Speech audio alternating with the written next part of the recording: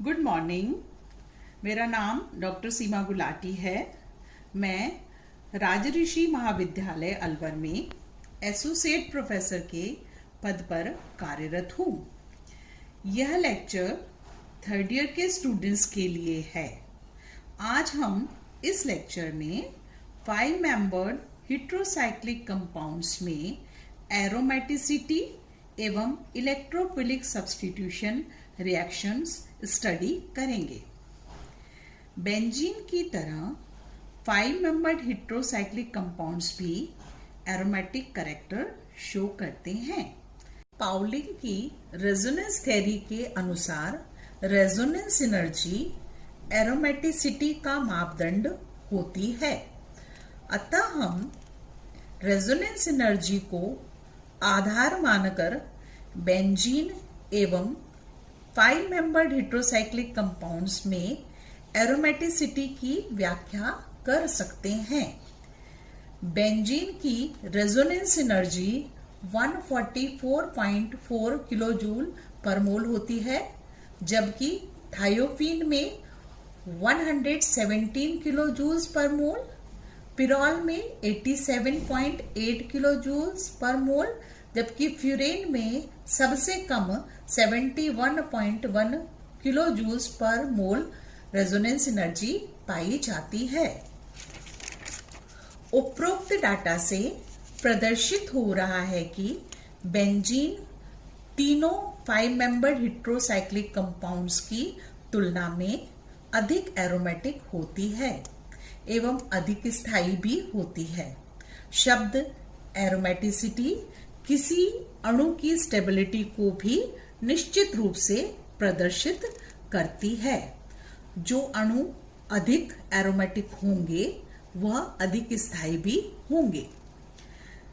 तीनों heterocyclic compounds की resonance energy की व्याख्या करने के लिए इनमें रेजोनेंस को समझना आवश्यक है। तीनों हेटेरोसाइक्लिक कंपाउंड्स में 4 डिफरेंट तरह की रेजोनेटिंग स्ट्रक्चर्स पाए जाते हैं। यहाँ Z हेटेरो एटम को प्रदर्शित कर रहा है। अगर Z ऑक्सीजन है तो फ्यूरेन, Z अगर सल्फर है तो थायोफीन एवं Z अगर NH है तो पिरॉल होगा। तीनों कंपाउंड्स में हेटेरो एटम पर कम से कम एक लोन पेयर उपस्थित होता है। हेटेरोसाइक्लिक कंपाउंड्स में टोटल हाइब्रिड के लिए चार्ज्ड रेजोनेटिंग स्ट्रक्चर्स का पार्टिसिपेशन अधिक होता है। अतः बेंजीन की तुलना में यह तीनों कंपाउंड्स कम एरोमेटिक होते हैं। बेंजीन में चार्ज्ड रेजोनेटिंग स्ट्रक्चर्स का कंट्रीब्यूशन बहुत कम होता है। तीनों हेटेरोसाइक्लिक कंपाउंड्स में थायोफीन अधिक एरोमेटिक होता है, जैसा कि रेजोनेंस एनर्जी से प्रदर्शित हो रहा है। थायोफीन में d ऑर्बिटल की प्रेजेंस के कारण अतिरिक्त अनुनादी संरचनाएं संभव हैं। पाउलिंग की अनुनादी धारणा के अनुसार जिस भी अणु में अनुनादी संरचनाएं अधिक पाई जाएंगी वह अधिक स्थायी होगा, जबकि इन अतिरिक्त अनुनादी संरचनाओं का कंट्रीब्यूशन टोटल हाइब्रिड में बहुत कम होता है। अब हम 5 मेंबर्ड हेटेरोसाइक्लिक कंपाउंड्स की रिएक्टिविटी को स्टडी करेंगे। किसी भी कंपाउंड की रिएक्टिविटी उसकी स्टेबिलिटी के इन्वर्सली प्रोपोर्शनेट होती है। जो कंपाउंड्स अधिक स्टेबल होगा वह कम रिएक्टिव होगा, जबकि जो कंपाउंड कम स्टेबल होगा वह अधिक रिएक्टिव होगा।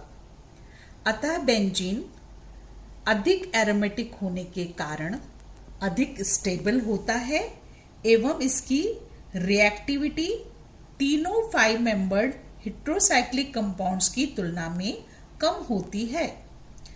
5 मेंबर्ड हेट्रोसाइक्लिक कंपाउंड्स में सबसे ज़्यादा रिएक्टिव पिरोल है, जबकि फ्यूरेन सबसे कम एरोमेटिक है। इसका कारण यह है कि पिरोल में उपस्थित नाइट्रोजन हेट्रो एटम ऑक्सीजन की तुलना में लेस इलेक्ट्रोनेगेटिव है, पर उसकी पॉजिटिव चार्ज को एक्कोमोडेट करने की क्षमता ऑक्सीजन की तुलना में अधिक होती है। अतः पिरोल फ्यूरेन की तुलना में ज़्यादा रिएक्टिव होगा। थायोफीन फ्यूरेन से कम रिएक्टिव है, क्योंकि सल्फर एटम का साइज ऑक्सीजन से बड़ा है, अतः सल्फर का प्लस एम इफेक्ट ऑक्सीजन से कम होता है। बेंजीन की तुलना में तीनों हेट्रोसाइक्लिक कंपाउंड्स अधिक रिएक्टिव होते हैं, इसलिए इन कंपाउंड्स को सुपर एरोमेटिक कंपाउंड्स भी कहा जाता है। इस तरह से हम तीनों 5 मेंबर्ड हेट्रोसाइक्लिक कंपाउंड्स में एरोमेटिसिटी को सिद्ध करते हैं। जो कंपाउंड्स एरोमेटिक होते हैं उनमें इलेक्ट्रोफिलिक सब्स्टिट्यूशन रिएक्शन देना उनकी कैरेक्टरिस्टिक प्रॉपर्टी होता है। अब हम इन तीनों 5 मेंबर्ड हेट्रोसाइक्लिक कंपाउंड्स में इलेक्ट्रोफिलिक सब्स्टिट्यूशन रिएक्शन स्टडी करेंगे।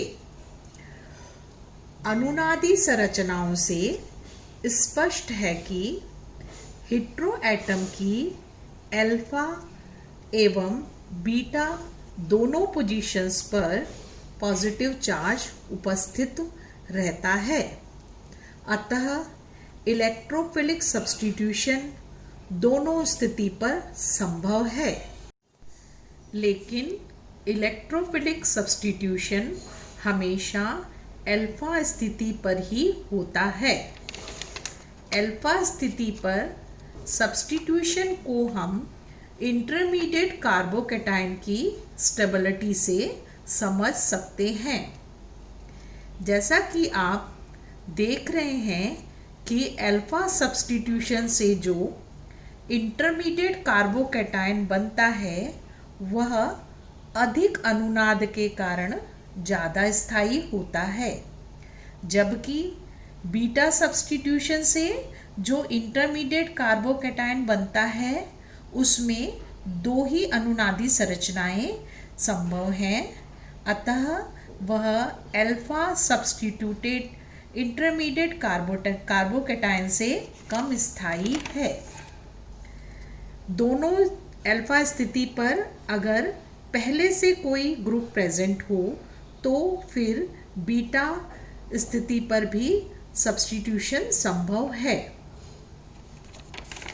नेक्स्ट लेक्चर में हम इंडिविजुअल मेंबर्स स्टडी करेंगे।